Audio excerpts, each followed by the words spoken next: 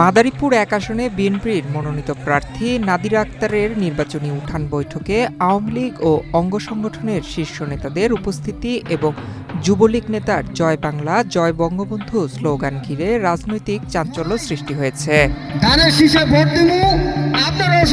মঙ্গলবার সন্ধ্যায় শিবচর পৌর আওয়ামী লীগের সভাপতি আওলাদ খানের বাড়িতে আয়োজিত বৈঠকে শতাধিক আওয়ামী লীগ নেতাকর্মী উপস্থিত ছিলেন।